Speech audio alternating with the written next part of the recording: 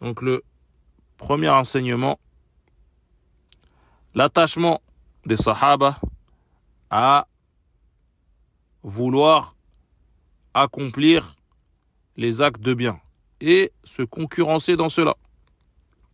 Naam. Là, ses compagnons, ils sont partis voir le prophète, sallallahu alayhi wa sallam, pour dire que d'autres compagnons, qui eux avaient beaucoup d'argent, faisaient des sadaqat de cet argent. Ils ont dit, on fait autant qu'eux dans les adorations. Tout ce qu'ils font, on le fait. Salat, siyam, etc. Dans ces genres d'adoration, on fait autant qu'eux. Seulement, les sadaqat qu'ils font, ça on peut pas. On n'a pas les moyens financiers. Donc là, on remarque que ces compagnons qui sont partis voir le prophète, ils ont envié les autres, pas pour avoir cet argent et en profiter, se faire plaisir, non. Abadan.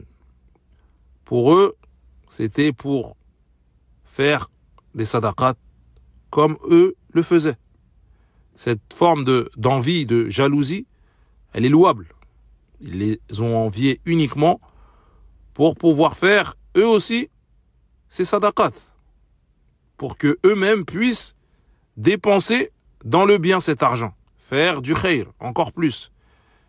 C'était ça leur vie, se concurrencer dans le bien. Wa fi dhalika falyatanafasil mutanafisun. Allah Azza wa Jal, il dit dans le sens et que les concurrents se concurrencent. Ce genre de versets, as-sahaba les appliquaient à la lettre. Et Allah subhanahu wa ta'ala les a agréés. C'est eux qui ont défendu cet islam dans les moments les plus durs. C'est eux qui ont réuni le mushaf en un seul exemplaire qu'on lit aujourd'hui. Al-Mushaf Al-Uthmani. C'est eux qui ont écouté ces ahadiths, les ont mémorisés, puis les ont transmis. Et on les lit encore aujourd'hui. Wa kam min fada'il للصحابة رضي الله عنهم ورضوا عنه قال عز وجل تزكية من الله. Allah les a agréés dans plusieurs versets. Ça revient.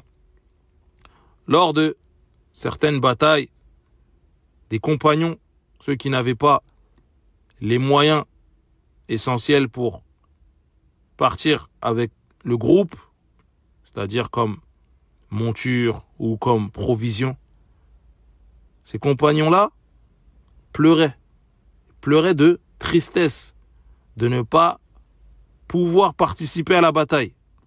Comme c'est venu fi surati Tawbah, ils étaient attristés de ne pas pouvoir participer à cette bataille. Ils pleuraient de tristesse de ne pas aller au combat avec les risques qu'on peut s'imaginer du combat. Ils pleuraient de ne pas pouvoir y aller, car ils voulaient cette récompense. Ils connaissaient parfaitement le mérite de cette adoration. Allah subhanahu wa ta'ala les a élevés, car les actes qu'ils ont faits étaient élevés.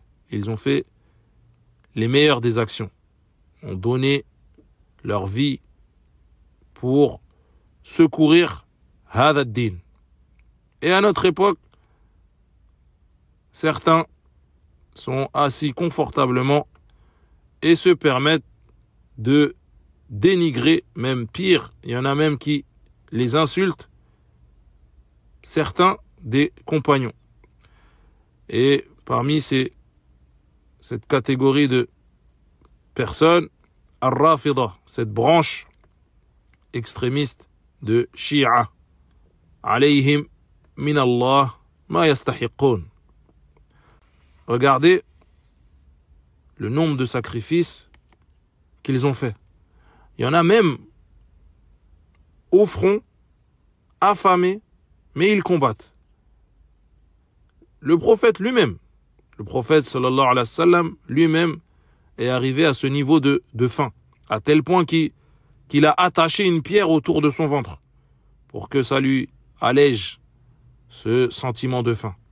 Qui aujourd'hui a déjà ressenti une faim à ce niveau, une faim extrême?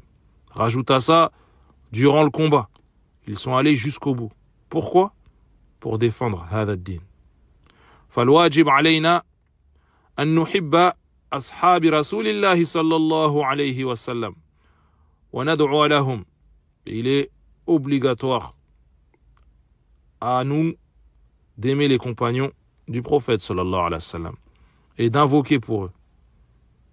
Ce sont eux qui, après la mort du prophète, ont transmis cette religion. Et ils l'ont transmis parfaitement. فَلَا يُذْكَرُونَ إِلَّا بِالْجَمِيلِ. Il est interdit de parler en mal des compagnons. S'ils doivent être mentionnés, c'est que en bien. قال النبي صلى الله عليه وسلم لا تسبوا أحدا من أصحابي فإن أحدكم لو أنفق مثل أحد ذهبا ما أدرك مد أحدهم ولا نصفه متفق عليه من حديث أبي سعيد. Le prophète sallallahu alayhi wa sallam, il nous dit dans ce hadith: n'insultez aucun de mes compagnons, car si l'un d'entre vous dépensait l'équivalent de la montagne de Uhud en or, ça ne vaudrait qu'une puisée de l'un d'entre eux, ni même la moitié. As-sahabatu afdalun nas ba'da ar-rusul wal anbiya.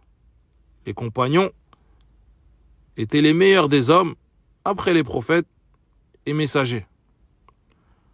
Was-sahabi huwa man laqiya an-nabiyya mu'minan bihi wa mata 'ala al-iman.